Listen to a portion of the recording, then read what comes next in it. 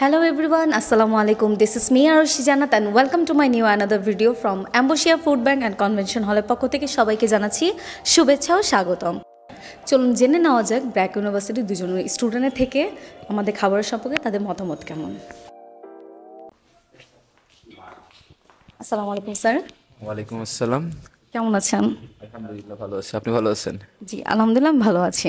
আমাদের খাবারের সম্পর্কে যদি কিছু বলতেন। আপনাদের খাবার সম্পর্কে বলতে গেলে আগে শুরুতে বলতে হয় যে আমি অনেকদিন ধরে এই পাশে আমার বাসা এদিক থেকে যাতায়াত করছি, আমি ব্র্যাক ইউনিভার্সিটিতে অধ্যয়নরত অবস্থায় আছি। তো এদিকে যাইতে যাইতে দেখতেছিলাম যে একটা রেস্টুরেন্ট এখানে অনেকদিন ধরে আসলে কাজ চলতেছে, এখানে রেস্টুরেন্টের নিয়ে অনেকদিন ধরেই কাজ হচ্ছে। তো আজকে বাসায় বুয়া আসে নাই, তো বন্ধুকে বললাম যে চল ঘুরে আসি বাইরে থেকে, কোথাও যে খেয়ে আসি। তো এখানে আসার পর তাদের ডেকোরেশন সবকিছু বাইরে থেকে সবকিছু দেখে মনে হলো যে ভিতরটা কেমন দেখে আসি। তারপরে যখন খেতে বসলাম, তারপরে খাবারের প্রশংসা না করে আর পারলাম না, বিষয়টা বলা যায়। ও খাবারটা অত্যন্ত চমৎকার ছিল এবং আমরা খাবার পর বিষয়টা যেটা একদম মনে হয়েছে আমি আমার মায়ের হাতের রান্না বাসায় বসে থেকে খাইতেছি, এরকমটা লাগতেছিল। এবং খাবারের সুস্বাদু যদি বলি, কোয়ালিটির কথা যদি বলি এবং কোয়ান্টিটির কথাও যদি বলি, অত্যন্ত চমৎকার ছিল, কোয়ান্টিটি অনেক ভালো ছিল।